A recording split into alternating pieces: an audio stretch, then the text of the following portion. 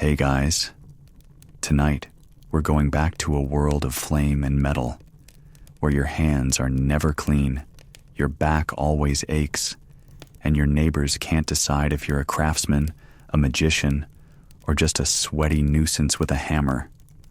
You are a medieval blacksmith. The forge is your kingdom, the anvil your throne, and your royal scent is mostly smoke and foot blisters. By the end of this day, you'll have scorched your eyebrows, cursed at 3 types of iron, and possibly bled into someone's horseshoe. You probably won't survive this, but hey, at least you'll go out with calloused dignity. So, before you get comfortable, take a moment to like the video and subscribe, but only if you genuinely enjoy what I do here. Let me know in the comments where you're watching from and what time it is for you right now. Now, dim the lights, maybe turn on a fan for that soft background hum, and let's ease into tonight's journey together.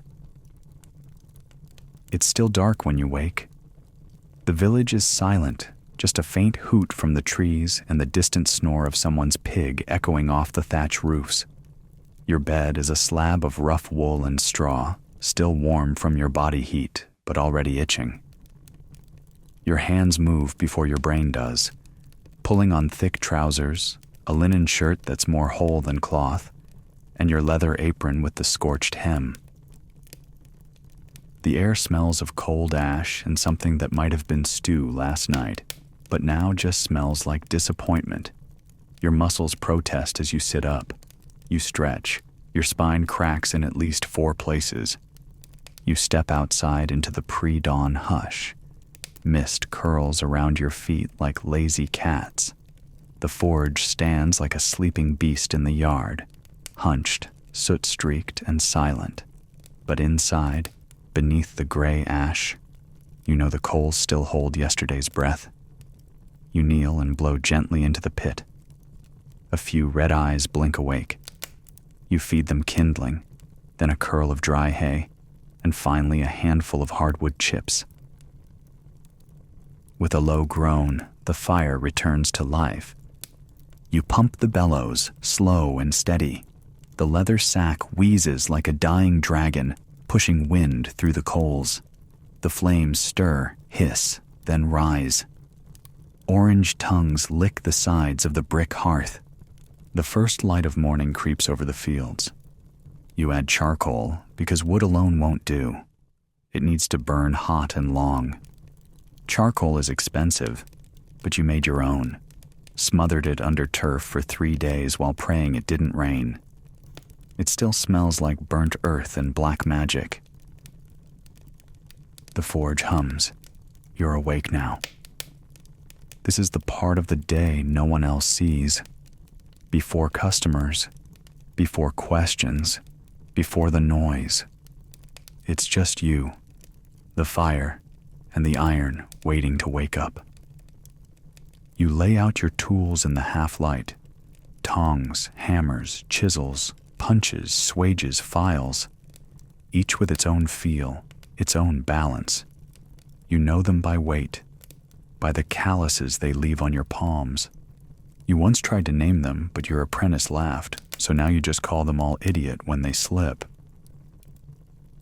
Historians still argue whether blacksmiths were considered craftsmen or minor nobility in some towns. You're not sure what you are. You make everything from plowshares to sword hilts, but your roof leaks and your dinner is still mostly barley. A chicken pecks near your door. You glare at it. A rooster crows. Late, as usual. You glance toward the chapel. Its spire catches the sun. The priest will be by soon. He likes to bless the forge on feast days. Says the fire is holy when contained. You think that's rich, considering how often it tries to eat your eyebrows. But you nod and bow your head and let him sprinkle water over your anvil while mumbling Latin. You don't argue. You've learned that when someone waves a book at you, it's best to smile. You return inside and hang a new horseshoe over the door for luck. Not yours. Luck ran off years ago, but for show. And because people talk.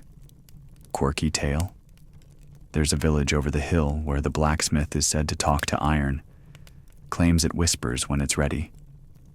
People bring him broken knives and broken hearts.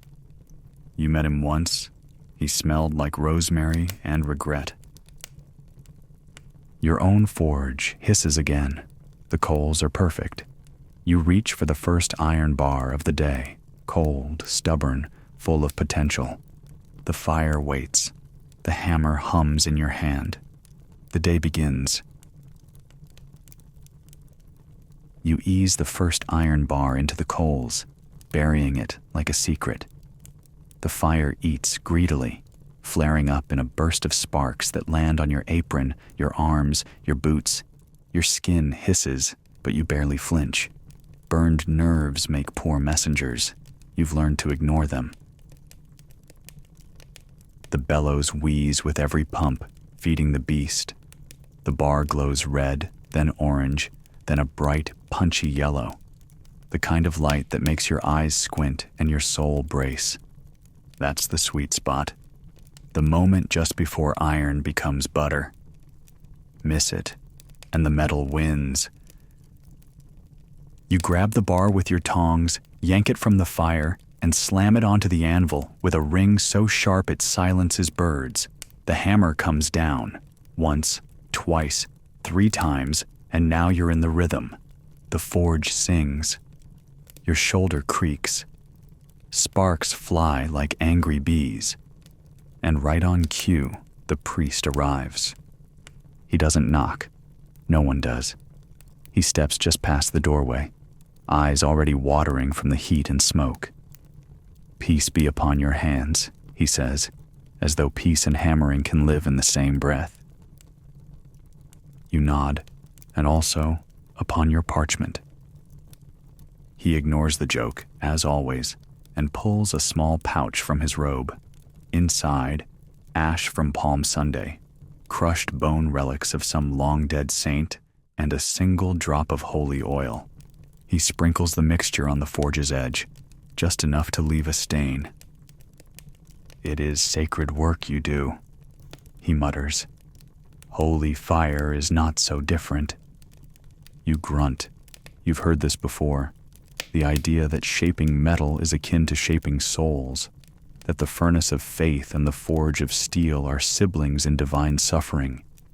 You don't disagree, but you do wonder how many calluses the priest has under those soft sleeves.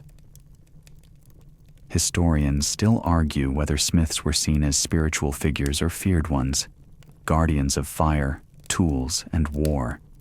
In some villages, blacksmiths weren't even allowed to be buried on church ground. Too much heat in the blood, they said. You eye the priest's sandals, already flecked with soot. "You want to stay for a strike?" He smiles politely, backing out of the doorway like a man fleeing the devil. "Only blessings today." You snort and return to your iron. It's cooled too much. You shove it back into the coals with a hiss of disappointment. Breakfast arrives in the form of stale bread and yesterday's cheese, brought in by your spouse who doesn't say much, but leaves the bundle on your workbench with a cup of small beer. The bread tastes like dust. The beer tastes like something that used to be beer. But it cuts the ash in your throat, so you're grateful. You eat with tongs still in hand. The next piece is a set of nails for the new barn door up near the granary. You'll need 30. You already dread it. A soft knock on the post. You look up to see the miller's daughter standing in the doorway, arms folded, holding something wrapped in cloth. She unwraps it slowly, revealing a bent hinge, cracked clean through. "Dropped the gate on it," she says. You examine it with a practiced eye. Poor hinge. Probably never stood a chance. She snorts. Like most things in this village. You offer her a seat on the barrel by the wall, then get to work. The hinge will need heat, a new pin, and enough luck to hold another year. As you work, she watches, not with awe, but with interest. You've seen it before. People think blacksmithing is all brute force. They forget how much listening it takes. The iron speaks when it's ready, when it's soft, when it can be changed. You finish the hinge, wipe it down, and hand it back. She nods once.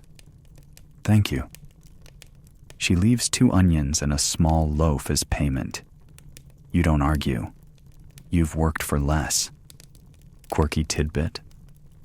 In some regions, it was believed that blacksmiths could cure madness by striking a piece of glowing iron and pressing it gently to the back of a madman's neck. You've never tried it, but Oswin's been acting strangely lately, so you keep a poker ready. The fire pops suddenly. A coal leaps from the pit and lands on your boot. You curse, mildly, then stomp it out. From somewhere outside, a bell rings. Mid-morning. Time for the next order. You pull out a fresh bar of iron and set it into the fire. The bellows groan.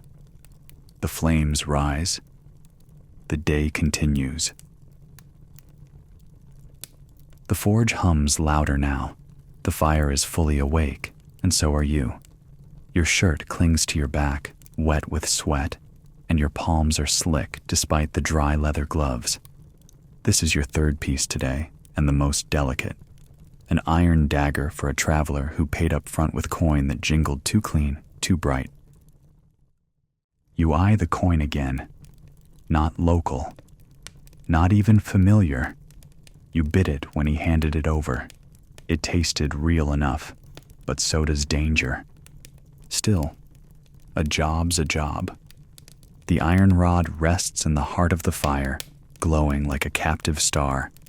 You time the heat by feel, not science, not clocks, just years of watching and waiting. Too early and it's brittle. Too late and it melts like cheese. You yank it out with the tongs and slam it onto the anvil. The hammer sings its song, short, sharp, insistent. The dagger begins to take shape under your hands, spine, edge, tang. You bend slightly, shifting the metal's weight with each blow, coaxing the blade into obedience. You lose yourself in the rhythm. Time blurs. It's only the heat, the clang, the sparks. The world outside fades until... Crack. You stop. Not the blade, your wrist. No, not broken, but a jolt. A reminder. That old injury from last summer when you tried to shoe 3 horses in a day still speaks up now and then. You flex your fingers, wince, and keep going. You're too stubborn to stop. Besides, it's just one dagger. The edge is almost done when you hear a familiar voice. Oi, you better not be ruining that one too. Oswin, again. He's leaning in the doorway, holding a scythe blade that looks like it was used to fight off a bear. You set the dagger aside and wipe your brow. Didn't I fix that last week? He shrugs. Fields don't wait. Rocks don't dodge. You grunt and take the blade. It's bent, chipped, and there's something sticky on it you choose not to question. You glance back at the dagger on the anvil. Oswin grins. That for someone important? Not sure yet, you mutter. You begin reheating the scythe. It'll take finesse, more than Oswin deserves, but he pays in fresh eggs and local gossip, which are sometimes worth more than coin. He leans closer, whispering like a bard in a tavern. Word is, a stranger passed through the market last night. Tall, scar down his cheek. Didn't blink when Marjorie's dog bit him. You don't stop working, but your ears perk. And? He's staying at the tavern. Says he's a map maker. But who pays 3 silver to stay there? You remember the man who paid for the dagger. You remember the shine of that coin. You press the blade against the anvil a little harder. Historians still debate how often blacksmiths were caught in webs of local intrigue, whether they were mere tools or silent players. But when your shop is the only place to make locks, keys, hinges, and weapons, you start to notice things. You finish reshaping the scythe and hand it back. Oswin leaves a pouch of eggs on your bench. You pretend not to notice the cracked one. As he leaves, you slide the dagger back into the fire. It's time to quench. You lift it carefully, blade now slim and dangerous, and slide it into the water barrel. Steam explodes upward with a hiss that makes the goat outside scream. You smile. Quirky blacksmith belief? Some say the sound of the quench carries the soul of the metal. If it sings high and fast, it's a good blade. If it groans low, well, maybe it still needs prayer. This one sings like a bird. You polish it, sharpen it, wrap it in linen, and set it aside. The stranger will be back at sunset. As you scrub your hands, your eyes drift to the pouch of coins on the shelf. Still bright, still heavy. You wonder if they're worth the trouble. You wonder what that dagger will do. But for now, you return to your bench. There's a bucket of nails to finish, a horseshoe to rivet, and your lunch, somewhere, has probably gone cold. You pick up the next iron rod. The fire waits. You don't sit down for lunch. You squat beside the forge, elbows on your knees, bread in one hand, chunk of dried meat in the other. Your fingers are still blackened with soot and ash. You don't bother wiping them. The food tastes the same. A fly lands on your cheek. You ignore it. The dog from next door noses around your boots. You kick gently, just enough to remind it your food isn't up for negotiation. You tear off a bite of bread and chew. It's tough. You try to soften it with a splash of small beer, but that mostly makes it soggy and gritty. Still, it's the closest you get to a break today. The forge is quiet for a moment, just the low groan of coals shifting and the gentle ping of metal cooling too slowly. It's a false calm. You know better. You glance at the bench. 3 more jobs lined up, 2 horseshoes, a set of fireplace tools, and a badly cracked gate hinge that might as well be scrap. You sigh. Your stomach gurgles in protest. The meat's chewy and dry, but at least it's food. You think longingly of stew or cheese, or literally anything that wasn't salt, smoke, or sawdust pretending to be bread. You finish the last bite and wipe your hands on your apron, though all that does is rearrange the grime. Then you reach for the first horseshoe. It's half done. You hammer it into the right curve, checking it against the wooden form. Not all horses are the same. Nobles want symmetry. Farmers want function. You try to deliver both, though most days, function wins.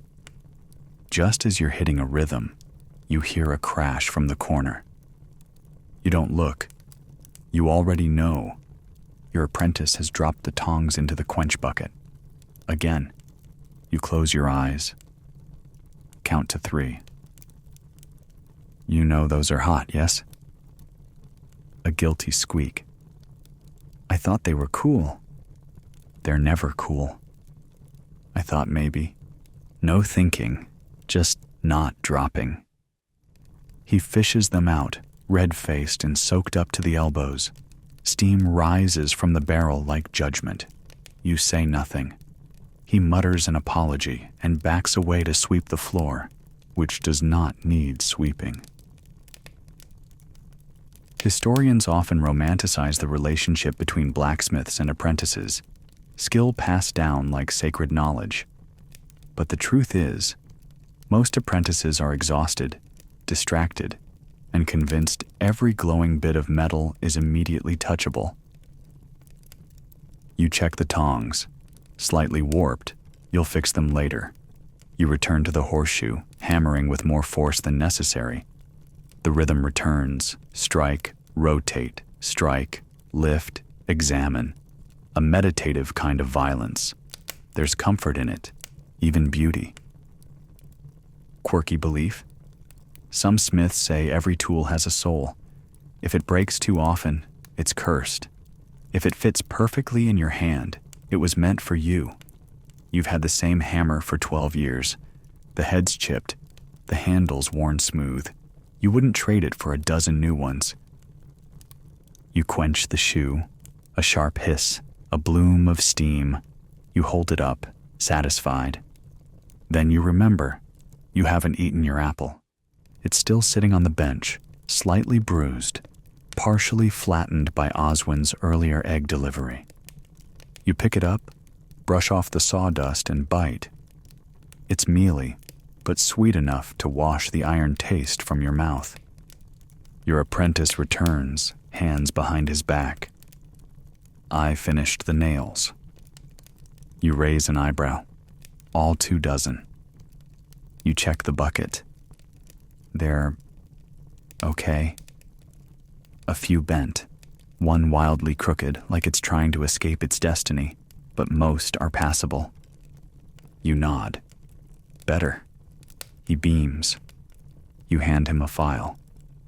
Now do the same again, but for hinges. The smile fades. He nods and trudges off. You bite the apple again and sit on the edge of the anvil, ignoring the slight burn. The warmth feels good on your legs. You glance out the doorway. The village is moving. Children shouting, carts rattling, dogs chasing chickens. Somewhere, someone's singing badly. You envy them a little. Then you remember the coin in your pouch, the dagger wrapped in cloth. You return to work. The iron isn't going to shape itself. The sun is climbing, the kind of slow burning rise that makes the air thick and your shirt cling like wet parchment. You wipe your forehead with your arm, but all it does is smear the soot around. 2 jobs today couldn't be more different. First, a gleaming ornamental horseshoe for the Baron's prized stallion, a beast with more bedding than you have floor. Second, a mangled plow blade from the far edge of the village, brought in by a peasant named Lyric, who's too thin, too quiet, and who once paid you in a sack of turnip tops in a single boot. You lay the fancy horseshoe on the bench first. It's not functional. It's ceremonial. A showpiece to be nailed to the hoof of an animal that probably never walks more than 10 feet without a servant brushing dust from its mane. You polish it with a scrap of cloth until it shines like a knight's lie. It's already been shaped. Last week, you measured the hoof with a borrowed ribbon and 3 whispered prayers that the Baron's steward wouldn't accuse you of staring too long at the beast. Now it needs engraving. You clamp the shoe into a vise and begin to carve the family sigil, an eagle over crossed spears. You've done it so many times you can draw it with your eyes closed. You have drawn it with your eyes closed, once, in a fit of boredom, on the workbench in chalk. Your apprentice thought it was a demon, scrubbed it off before lunch. The chisel bites into the metal with delicate resistance. You hum to yourself, letting the motion guide you.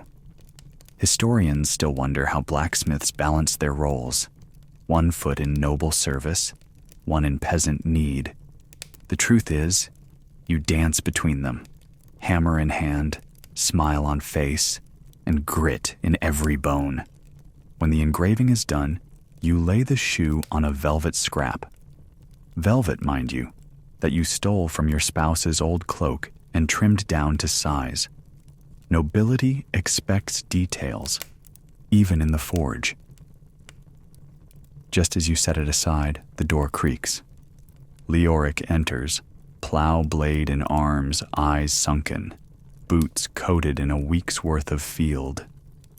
"Morning," he says, voice like damp wood. You nod. "Let me see it." He sets the blade on the bench. It's worse than you thought. Split nearly in two, metal flaking at the edge, probably cursed by a rock with a grudge. You lift it gently, flex it. It groans. "I can weld it," you say. "It'll hold for one more season." He nods. "That's all I need." You start prepping the forge again. More heat, stronger flame. This job will take time and a careful weld. Too much slag, and it'll split on the first turn. While the metal heats, Leoric stands in silence. He doesn't fidget, doesn't glance around, just stares at the fire like it owes him something. You ask, without looking up, "How's the field?" "Wet. Too wet. Roots rotting." You nod. "Wife's sick again," he adds, voice quieter. You stop. You turn, meet his eyes. "I'll do it for free," you say. He shakes his head. "Can't let you." "You don't have to." He opens his satchel and pulls out a bundle. You expect more vegetables, maybe a dead hen. Instead, he offers a small wooden cross, worn smooth, tied with a strip of leather. "Belonged to my father," he says. You hesitate, then take it. Not for value, but for weight. You shape the weld, hammering fast and true. The plow blade groans, softens, bends. You press, reheat, and hammer again. It seals, clumsy, but strong. It won't win a smithing contest, but it'll turn soil. That's all it needs. Quirky belief? Some smiths say if you speak kindly to a plow blade while fixing it, it'll break less. You whisper to this one under your breath, just in case. You hand it back to Leoric.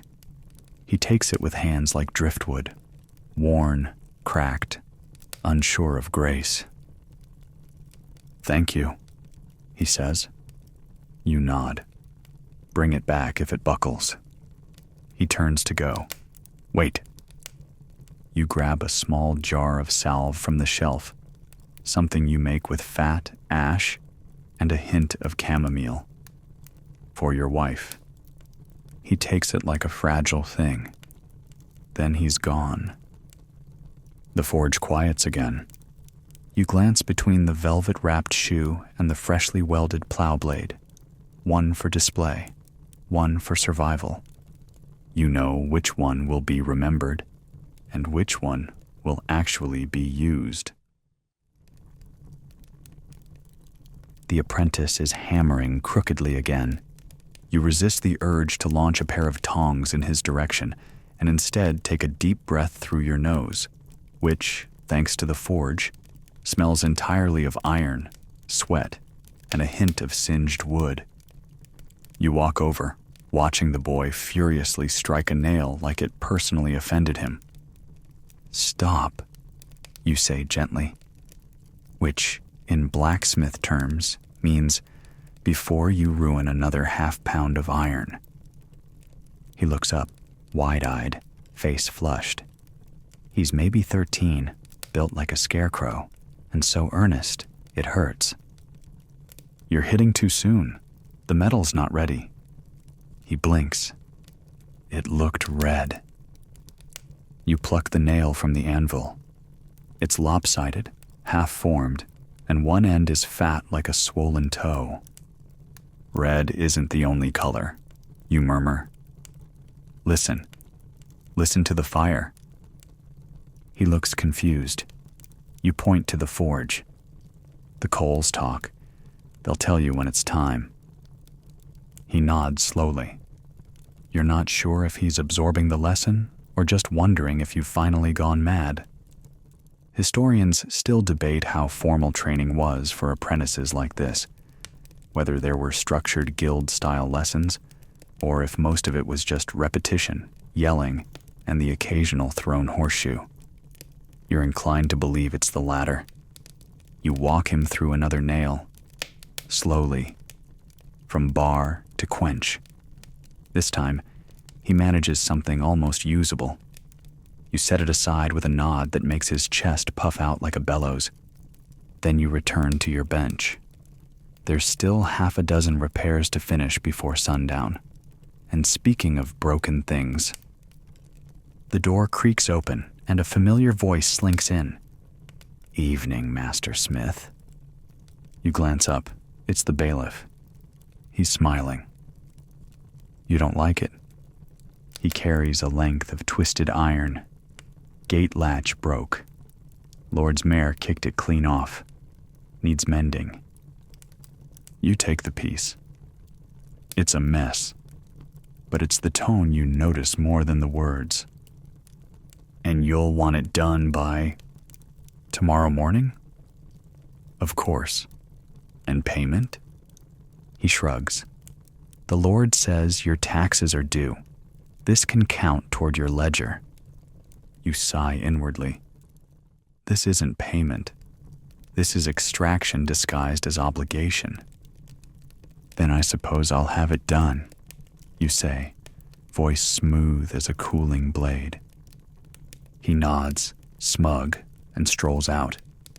You toss the latch into the coals harder than necessary. The sparks bite your arms. Quirky Smith superstition? If the fire spits when you start a job, it means the work's cursed. This one practically hisses. As the metal heats, your apprentice inches closer. "Why do they never pay?" he whispers. You don't answer at first. Just strike the latch with calculated anger. "Because they can afford not to." He watches in silence, eyes wide. The latch bends reluctantly. You hammer it flat again, reshape the hook, punch a new hole where the old one cracked. Each blow rings louder than it needs to, but quieter than you'd like. You quench it and hand it to the boy. "Wrap it." He obeys without question. Later, as the sun droops in the sky like a sleepy ember, you sit outside on a bench of your own making. Your apprentice sits beside you, not speaking, which is rare and precious. You pass him a crust of bread, slightly softer than the one from this morning. He eats in silence. "Do you ever get tired of it?" he asks eventually. "The work?" He shakes his head. "The people." You chuckle. "Daily." "Then why stay?" You look at your hands, scarred, blackened, strong. You flex them. They crack audibly. Because the fire listens when no one else does. He doesn't reply. You both sit there as the sky darkens, the forge behind you still radiating its slow, steady warmth. Midday fades behind the rooftops, and the forge glows brighter in the dimming light, like a second sun you built yourself. You finally steal a moment to sit, back against the post, legs stretched, boots steaming from spilled quench water. Your arms ache, your shoulders throb.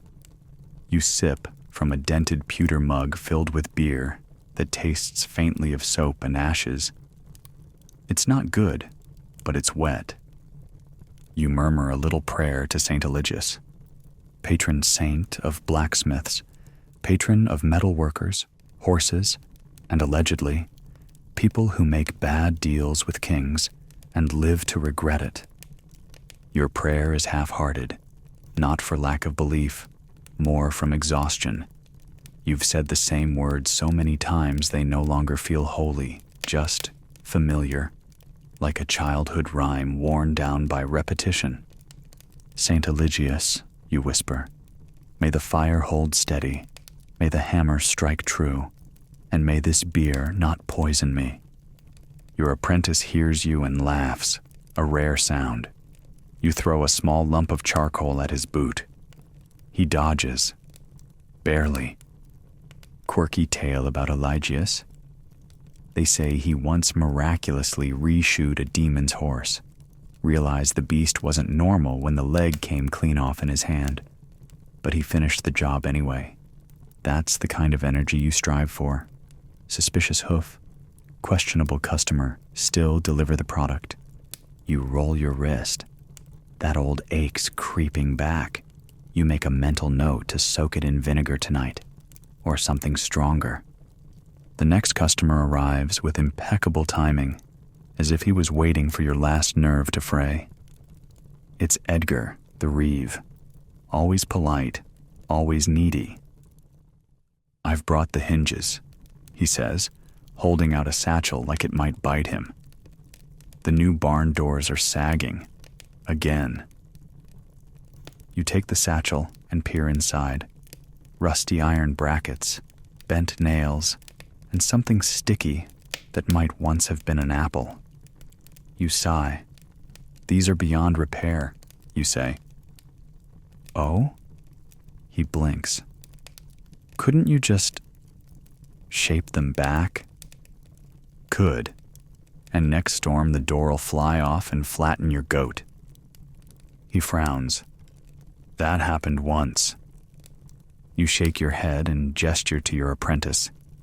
Measure out 2 lengths of bar stock, thumb width thick, and fetch the flat chisel. The boy scrambles into action.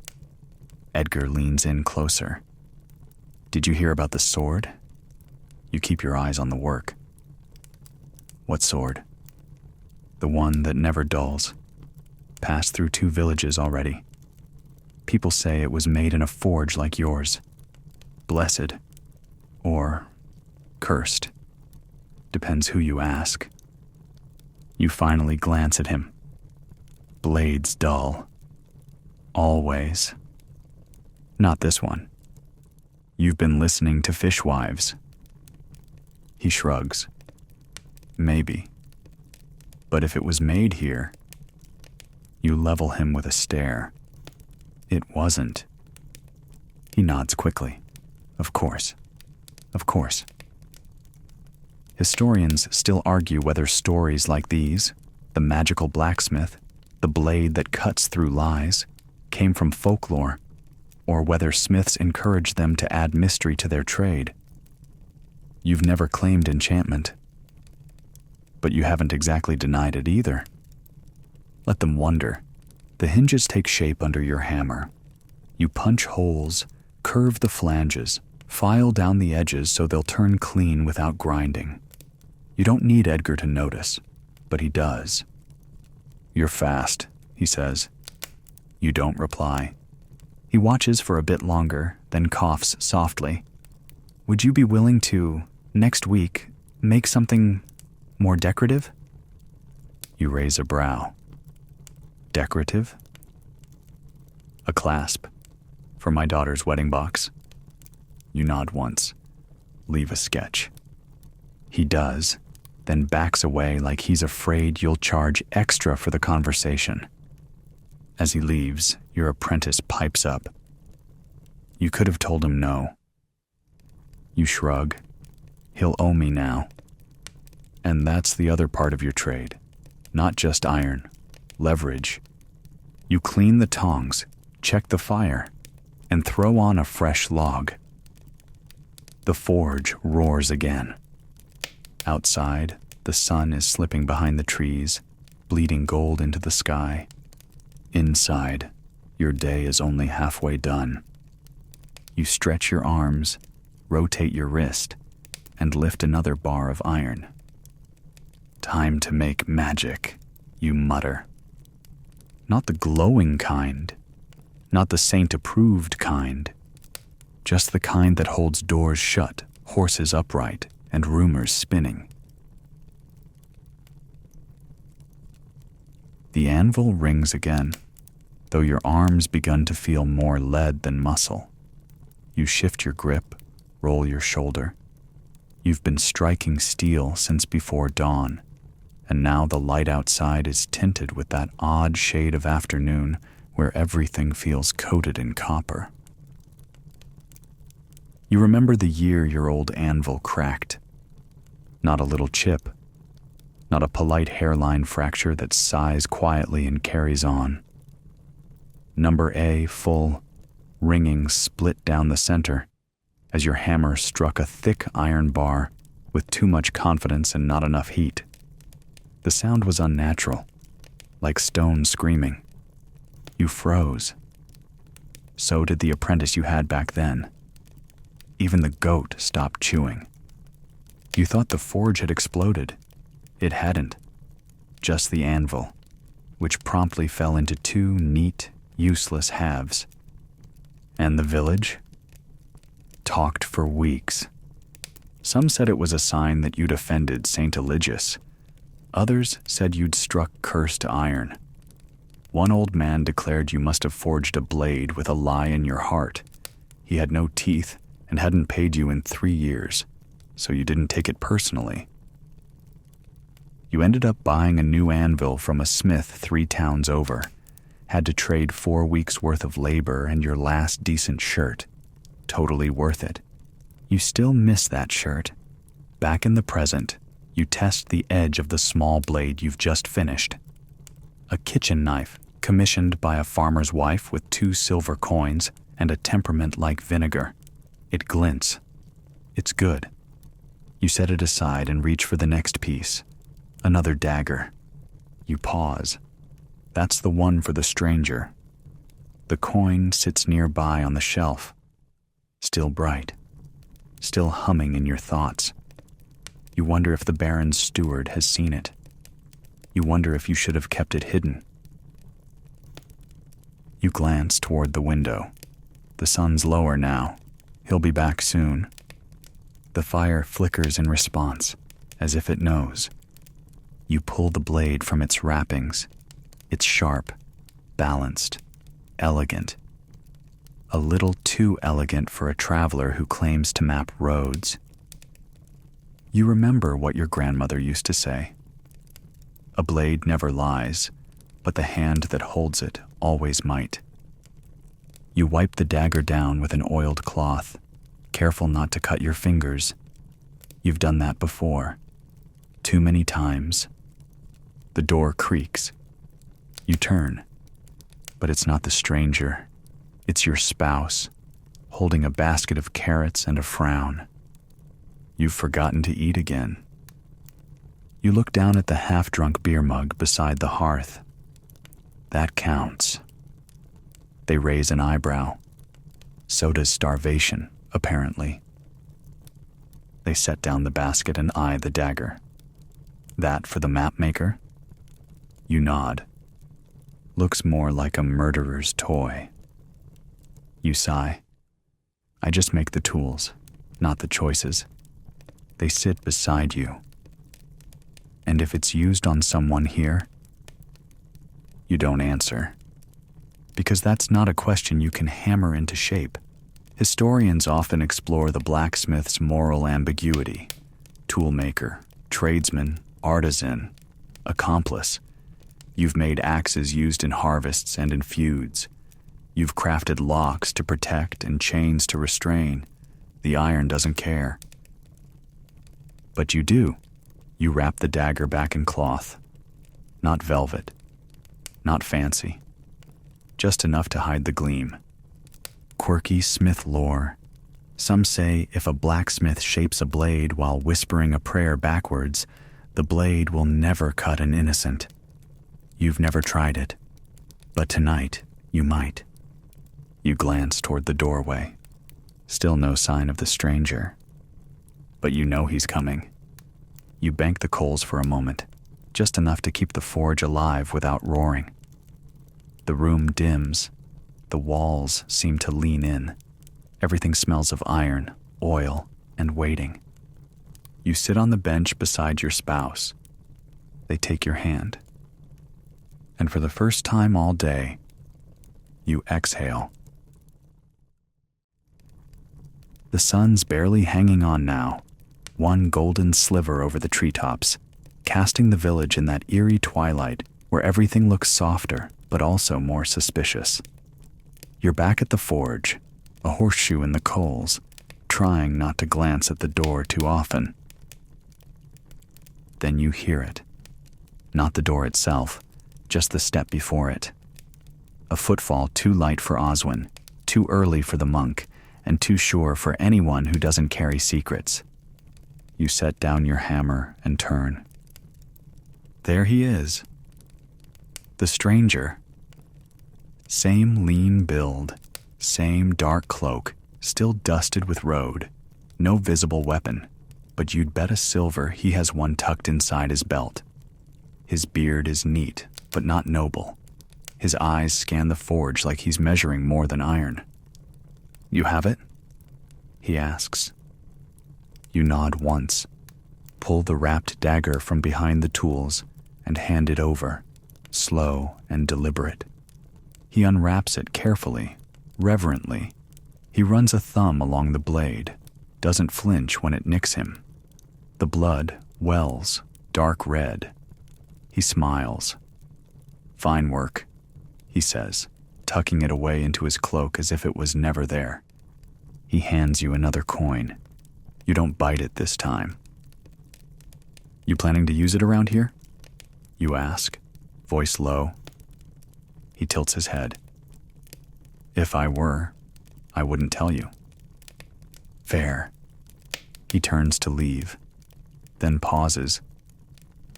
You didn't ask my name. You shrug. Didn't need it. He smiles again, and then he's gone, into the dusk, like he was part of it all along. You stand still a moment longer.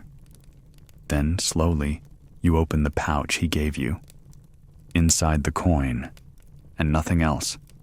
Historians still argue how involved blacksmiths were in political intrigues, border conflicts, or the occasional assassination. The records are spotty. The truth is murkier. But when you're the only person within 30 miles who can forge something sharper than a pitchfork, you become a piece of every story. You return to the forge. The horseshoe is ready now, glowing and hissing when you pull it free. You slam it onto the anvil and begin hammering, harder than necessary.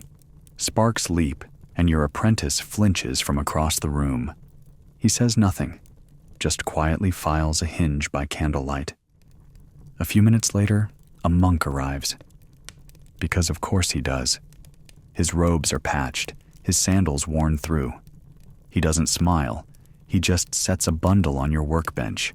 When you unwrap it, you find iron bars, long, thin, already measured.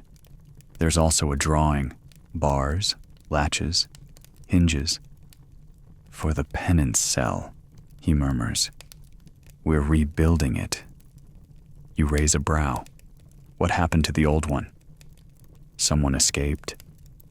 You nod. Because what else is there to say? You begin sorting the metal, lining it up by thickness and length. By Sunday, the monk says. If possible. You grunt. Payment will be. Just leave, you interrupt. I know. He bows his head slightly and disappears. You roll your neck, trying to ease the tension. But it clings like wet ash. You glance at your apprentice. He's watching you with wide eyes, still holding the file. You ever make anything like that before? He asks. What? A cage? You pause. No. But you will? You grip a bar and feel the chill in it. I make what I'm paid for. Quirky tale from your grandfather. Once, a smith forged a pair of shackles so fine they locked a ghost to a bell tower. No one ever saw the ghost, but the bell rang every midnight for years, even on nights with no wind. You wonder if ghosts wear chains or just guilt. You pick up your hammer again. The forge roars. You have work to do. The forge is quieter now, but it still breathes. Slow, steady, embers pulsing like the last thoughts before sleep. You're finishing up a fireplace poker for the baker's wife. And even that simple tool seems heavier tonight. Everything does, even your bones. Your apprentice has gone home. Left an hour ago after cleaning tools with the sort of enthusiasm only found in teenagers trying not to get yelled at. You'd said nothing, just nodded once and waved him off. He's learning, slowly, like iron in a weak flame. You slide the poker into the coals, let it glow, then give it one final bend with tongs and hammer. A clean curve, simple, honest. You set it aside to cool. Then you hear it. Voices. Not loud, but distinct. And they're not meant to carry. You lean toward the window. Outside, near the well, 2 women speak in hushed tones. You recognize them. One is the tanner's wife. The other, you squint. Yes, the herbalist's niece. New to the village. Always watching. Always too quiet. You catch fragments. She was at the forge. Barely spoke to him. And the knife? Gone. You step back. You know who they're talking about. Not you. Her. The veiled woman from earlier in the week. The one who wanted a lock that could not be opened. The one your spouse still hasn't stopped side-eyeing. You feel your stomach tighten. In a village like this, whispers are weapons. Once they start, they don't stop until someone, breaks. You sit on your bench and stare at your hands. They're cracked, stiff, blackened under the nails. Hands that built a door latch this morning, a dagger this afternoon, and now may have unlocked something far harder to shut. You remember the way she looked at you. Calm, certain, like she knew exactly what she was asking.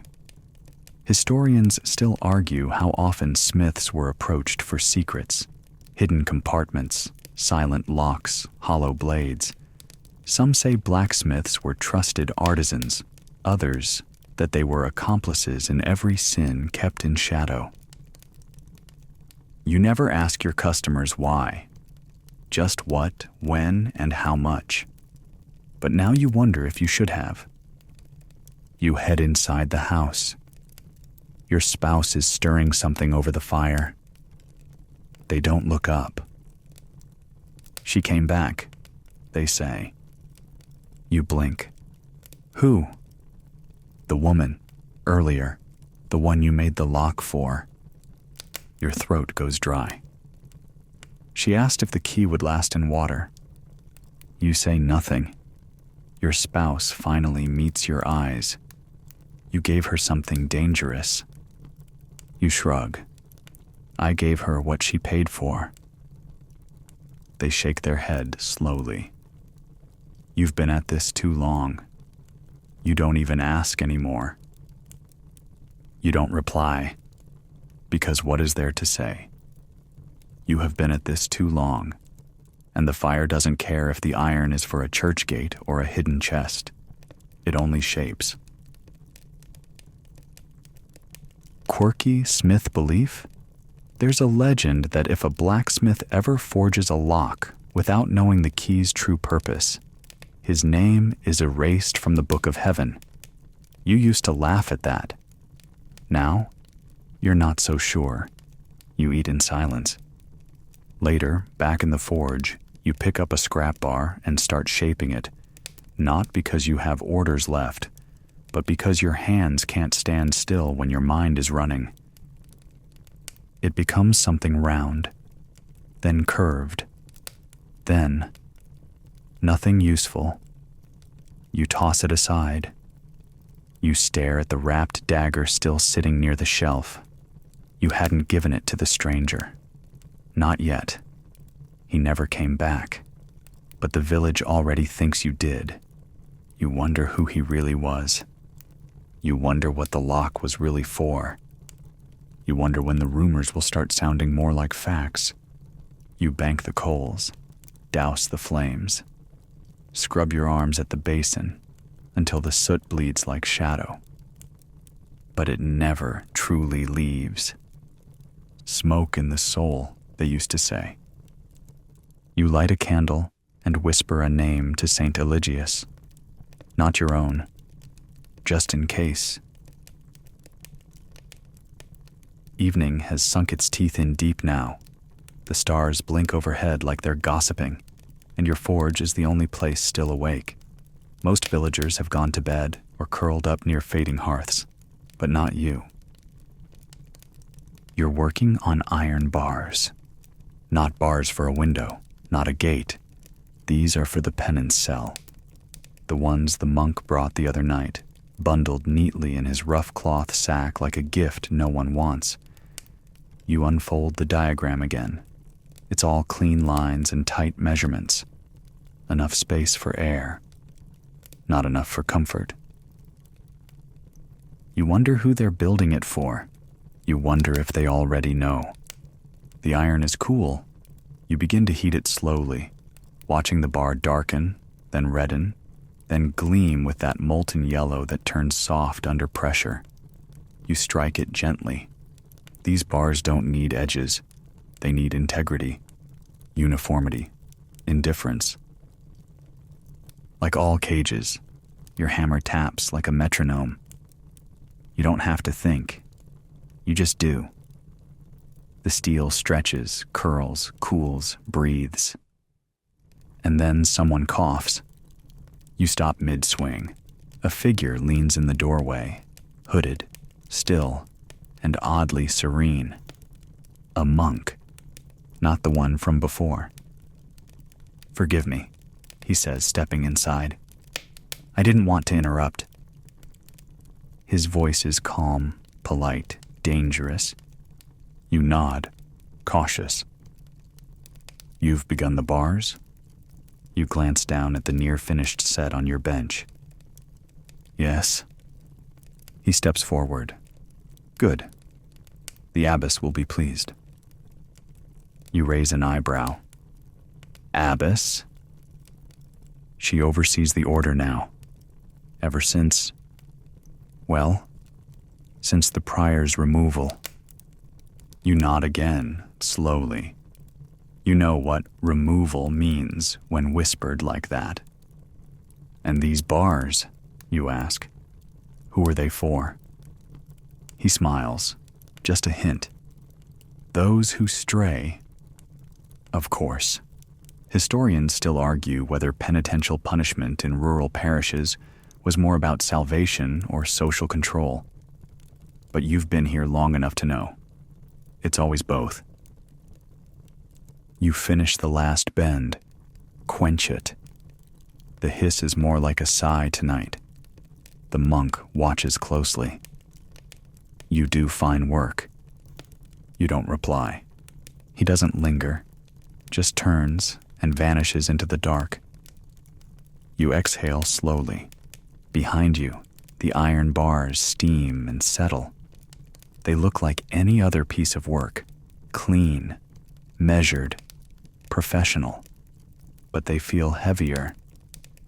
You sit on your stool and stare at them. You remember building hinges for the chapel door. You remember making tiny bells for a wedding, a grill for roasting fish, a weather vane in the shape of a rooster that still creaks in the wind. And now this. Your spouse steps into the doorway, silent. "They're done?" they ask softly. You nod. They glance at the bars, then at your face. You look like you built a tomb. You give a hollow chuckle. "Maybe I did." They don't say anything for a while. Just cross the floor and sit beside you. The two of you watch the fire fade. Quirky belief. Some say a blacksmith's soul splits a little with each cage they forge. That when they die, the gates of heaven swing open only if they never built one that closed behind someone else. You used to scoff at that. Tonight you just sit and listen to the silence. Eventually, your spouse squeezes your hand. "We can leave," they whisper. You shake your head. Number, "Not yet." You lean forward and stoke the fire one more time, not to keep working, just so the forge doesn't fall asleep before you do. You stand at the basin, sleeves rolled up, scrubbing your arms with sand and lye until the water runs black. You've done this every night for years, and still, it never gets the soot out. Not all the way. Your skin remembers the forge. Your fingers are marked like tree rings. Every burn, every nick, every blister that blistered again. You splash cold water on your face. The sting wakes you more than it cleanses. The forge behind you crackles, still giving off gentle warmth. But you don't feel it tonight. Not really. You feel heavier. You sit on the edge of the anvil, towel draped over your shoulder, and look at the old scar on your forearm.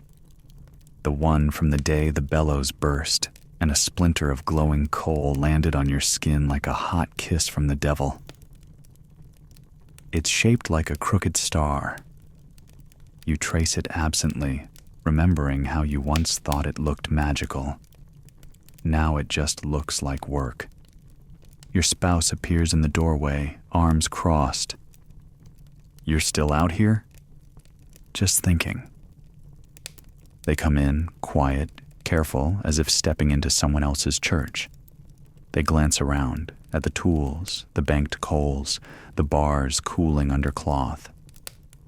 "You never told me about the cage," they say. You sigh. "Didn't think I needed to." "You didn't, but I still wish you had." You nod.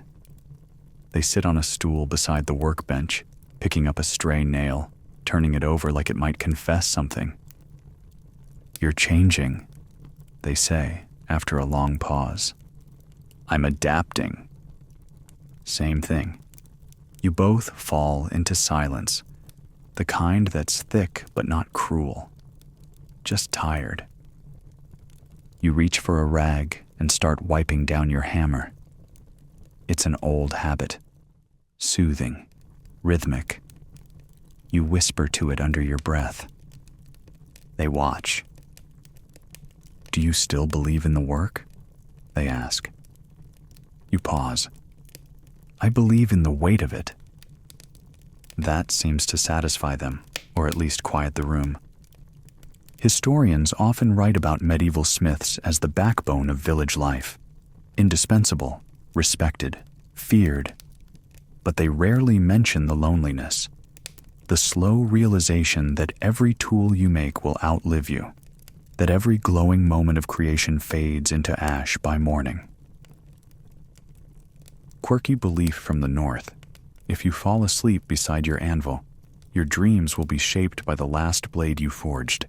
You tested it once, long ago, after finishing a carving knife. You dreamt of slicing bread. Then slicing silence. You stand again, stretch your back. The bones creak in protest. You move to the shelf and lift your shirt, revealing a burn on your left shoulder. A new one, from the bar that slipped last week. The skin is puckered, angry, still healing. You run your fingers over it. You don't say anything. Because what is there to say? You live in soot. You breathe in fire. You shape things that can hurt or hold or heal. But you can't always tell which is which. Your spouse moves closer and rests their hand on yours. It's warm, real. "You're more than the forge," they whisper. You want to believe it. You really do. But tonight, your skin feels fused to the flame. You bank the fire again, one last time. The coals glow dully, like old memories. You blow out the candle, and for a brief, dizzy second, the darkness feels honest. You wake early the next day, not to the rooster. He's late, as usual, but to the silence that presses like fog, the kind that settles over the village when something's off. No cartwheels creaking, no footsteps in the lane, not even Oswin's hacking cough from 3 doors down. You step outside into gray morning light. The sky's low, damp, the kind of day where everything feels unfinished. You glance toward the chapel. There's smoke, not fire, just incense, thick and sweet, curling from the doorway like a lie trying to look innocent. A small crowd has gathered. You see hoods, bent heads, the monk, and a woman you don't recognize. She's standing, hands bound, face bare, eyes steady. You don't need to ask what this is. Confession, accusation, consequence. They're saying she led someone astray, that she carried secret letters, that she hid something behind a locked door no one could open. You feel your stomach drop. You step back inside the forge and glance at the wall where the lock hung. It's gone now. She took it the day after she paid. You remember her voice, calm, her hands strong, her eyes tired. You remember her saying, "This isn't for me, but I need it to stay closed." And you built it anyway. Historians still argue how blacksmiths navigated moral ambiguity in tight-knit communities, especially when metal met secrets, whether silence was survival or complicity. You sit on your stool, jaw clenched. The forge is still warm from yesterday. You didn't light it, but the coals have that memory of heat, like even they're reluctant to let go. Your apprentice arrives late, wiping sleep from his eyes. "What's going on?" he asks, pointing toward the chapel. You shake your head. Nothing for you. He watches a little longer, then mumbles about tool oil and starts rummaging through the shelf. You hear the chanting now, low, repetitive, a rhythm designed to strip away thought. You know those words. You've heard them over fevered bodies, over births that went wrong, and over villagers accused of sins they couldn't even spell. You open your coin pouch. The bright piece is still there. The stranger's coin. Cold. You set it on the workbench, then place your hand over it, not to hide it, to weigh it down. Your spouse appears in the doorway. "She's not guilty," they say quietly. "No," you murmur, "but she will be." They step closer, voice flat. "You know the bars you made? They're for her." You nod. They look at you long and hard, then leave. You sit there for a long time. Then you pick up the coin. Quirky Smith superstition? If a job ever feels wrong in the gut, you're supposed to toss the payment into the forge and let the fire judge it. If the flame flares blue, the sin burns with it. If it doesn't light at all, well, too late. You toss the coin in. It bounces once, clinks, settles in the ash. No flame. You wait. Still nothing. You exhale, slow and bitter. Then you sweep the coin out with your tongs and drop it into a bucket. Let it rust. Let it drown. The village bell rings. Someone screams. You don't move. You stare at your anvil and wonder when it started feeling more like an altar than a tool. Night again. The kind of night where shadows stack upon shadows and the moon stays hidden, like even it doesn't want to see what's happening below. You haven't lit the forge tonight. You told your apprentice to stay home. Told your spouse you'd just be cleaning. But you're not. You're sitting, just sitting, hunched on your stool, staring at your tools like they might answer a question you haven't dared to ask. On the bench before you lies a folded cloth. Inside, parchment. You unroll it slowly. It's the diagram the monk left, the cell bars, the lock, the hinges. You turn it over. There's writing on the back, Latin. You can't read it, not truly, but you recognize the shape of the script and the seal in red wax at the corner. Ecclesia mortificatio. You don't need a scholar to translate. You've heard enough sermons to know what it means. The church in the business of correction. You burn the parchment. You don't even think. You drop it into the brazier, watching the flames devour the lines, the curves, the secrets. The wax bubbles, the edges curl. The fire takes it gladly. But the guilt stays. You look at your anvil. It glints dully in the forge's leftover heat. So many years, so many pieces. You forged a cross for the chapel once, for a baptism, polished it until it caught the sun and held it like a blessing. People still talk about that cross. You forged the penance bars. People will talk about those too. You rise, walk slowly to the back wall, and run your hand along your shelf of offcuts, twisted pieces, mistakes, abandoned beginnings. One curved spike was meant to be a coat hook, another a latch, but one, flat, wide, bent in the middle, was once the start of a sword. You never finished it. You never finished swords. Not anymore. Historians often overlook the personal codes of village smiths, which orders they refused, which tools they chose never to master. For you, it was blades. Not all of them. Just the kind meant for men, not meat. You pick up that abandoned sword thing and weigh it in your hand.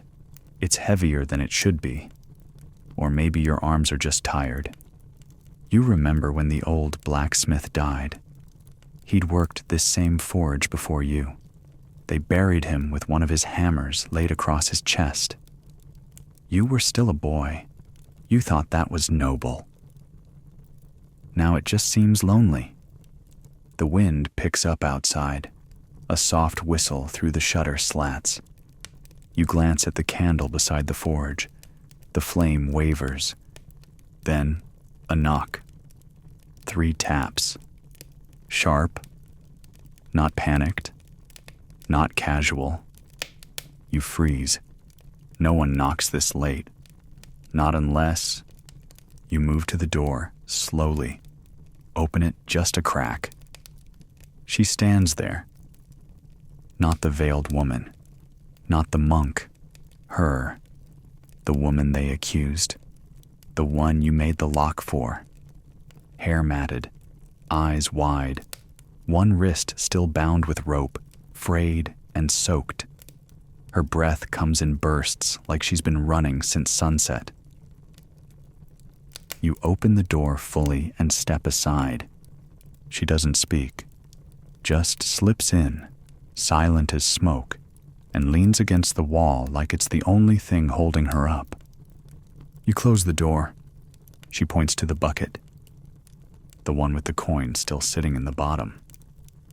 I thought you'd given it to him, she says hoarsely. You shake your head. Didn't feel right. Didn't feel safe, she corrects. You nod. She looks around at the tools, the coals, the hammer still resting near the anvil. You can make something else, she says. Can't you? You pause, then softly. What do you need? She doesn't smile, but she breathes, And in this village, that counts as hope. You stoke the forge again. Not with the same rhythm as before, not the steady morning breath of iron and work. This time, it's cautious, secretive, the way you light a fire when you don't want to wake the world. The woman sits near the corner, wrapped in your spare cloak. Your spouse brings her bread, says nothing, and leaves without looking back. You pump the bellows slowly. Each groan of air stirs the coals. They respond with a low, hungry glow. Not bright, just enough. What are we making? You ask. She holds out a pouch. You open it. Nails, bits of copper, a tiny brass spring, and a folded scrap of lambskin with a sketch scrawled on it in charcoal. A mechanism. You recognize the shape. A lock, but inverted. Designed not to keep someone out, but to keep someone in. Unless they know where to press, where to turn, where to listen. Is this a trap? You ask. She shakes her head. A key, but only for the right hands. Historians rarely write about the inventions peasants conceived in the margins of society. Survival tools, trick latches, secret boxes. But blacksmiths know. People come to you when they need the impossible made tangible. You hold the drawing to the forge light. It's clever, fragile, doable. You nod. It'll take an hour. I can wait, she says. You begin. As you work, your hands take over. Your mind floats. Each tap of the hammer is soft, careful. The metal mustn't split. The spring must coil cleanly. The tension must be precise. You glance up at her now and then. She hasn't moved, just watches. You were never guilty, you say after a while. She shrugs. Depends who writes the ending. You solder the spring in place, file the edges smooth, fit the parts together until they whisper when they slide. No clicks, just silence. It's beautiful. You've never built something like this, and maybe never will again. You hand it to her. She cradles it like a newborn bird. She reaches into her cloak and produces a small wooden box. She opens a false seam. Inside, folded paper, sealed letters, a tiny ring. She places the new lock on it. Twists. It closes with a soft snick. She exhales, deep and steady. Then she looks at you. I'm leaving, before dawn. You nod. Don't tell them I came. I won't. She opens the forge door, and the night air rolls in, cool and damp, filled with crickets and a far-off owl. Thank you, she says. You watch her disappear into the dark. You close the door. You return to the fire, bank the coals, and sit on the stool again. Your spouse steps inside. Is she gone? Yes. Will they come? Eventually. They pour you a mug of something hot. You sip. It tastes like roots and ash. But it helps. You sit together in silence, and slowly the forge goes dark. And now the fire is sleeping. The tools have been hung. The bellows folded like old lungs. The floor is swept. The ashes banked. You stretch your hands one last time, feeling the ache settle into something almost tender, familiar, like the weight of a blanket at the end of the day. The air is still, quiet, except for the distant shuffle of a breeze through the shutters. The forge smells of warmth, metal, and memory. You light a small candle on the shelf, not for work, but for company. You breathe in slowly, letting the breath reach deep. The shadows stretch longer now, curling into corners. You welcome them. You understand them. Your hammer rests in its cradle, blade wrapped in cloth, projects unfinished, but safely waiting for another day. Outside, the sky softens to velvet. The village sleeps, even the goats, even the gossips. No footsteps, no chance. Only the hush of night. You roll your shoulders, tuck the blanket around your legs, and close your eyes. Let the iron cool. Let the coals dim. Let the stories drift like smoke into the rafters. You are safe now. You are still, and somewhere out there, in the deep dark beyond the fields, your work moves quietly through the world. You rest, because tomorrow will ask for more. But tonight, you've given enough.